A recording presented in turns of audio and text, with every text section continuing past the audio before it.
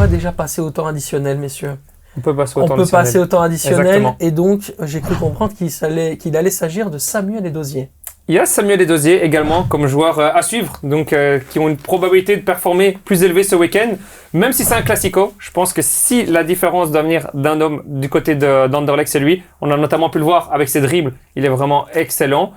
Il y a un autre joueur, un joueur de Charleroi aussi, on en a parlé dans l'émission, c'est Koné. C'est sur les 5 derniers matchs avec le Sporting Charleroi, c'est 3 clean sheets. Ici, ils vont en déplacement à Dender. Et en plus des clean sheets, il fait des belles parades. Franchement, sur la frappe de Tsolis, il fallait la chercher. Ouais. Donc, c'est un très très bon gardien. J'ai pris un Suédois du championnat belge. Il joue à l'Antwerp.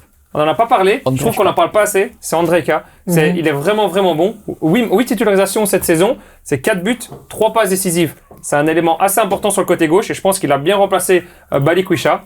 Et le dernier, il a mis 2 buts contre le Standard ce week-end. Il a marqué le week-end d'avant contre l'Antwerp. Il a coûté très très cher à Westerlo. Il a coûté très très cher à Westerlo également en provenance de Croatie. C'est Frigan et il reçoit le Beerschot qui a encaissé 25 matchs en 9 rencontres.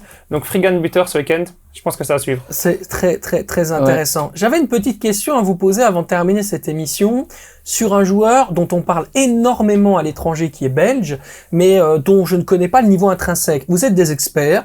Je vous prends un peu à partie, effectivement un peu en surprise, parce que vous n'avez pas préparé les choses, hein, on le dit. Mais j'ai quand même un point d'interrogation sur Mika Götze. Qu'est-ce qui vaut vraiment Mika Götze? C'est un très bon jeune. Qu'est-ce que vaut ce mec? C'est un très bon jeune qui... Parce que tu sais pourquoi je te le dis? Ouais. Je te laisse répondre dans une seconde. Parce qu'il suscite une hype sur les réseaux sociaux, sur X, sur Instagram, ouais. Comme si c'était un phéno. Après, Nubi a eu la même hype. Ouais, non, mais ça, c'est la communauté standard. La communauté sur X, il a eu une hype que j'ai jamais compris. Au début, j'ai compris. Après, j'ai vite quitté le train. Après, j'ai très vite quitté le train. Mais sinon, pour revenir à Mika Götze, ouais, c'est un jeune qui a un énorme potentiel et qui le sait. Parce qu'il l'a clairement dit et il l'a annoncé au début de saison. Cette saison, c'est ma saison. Cette saison où je vais m'imposer à l'Ajax. Il faut le faire. S'imposer à l'Ajax. Il y a aussi le départ très important de Bergwijn qui allait jouer aussi sur le fait qu'il allait devenir titulaire.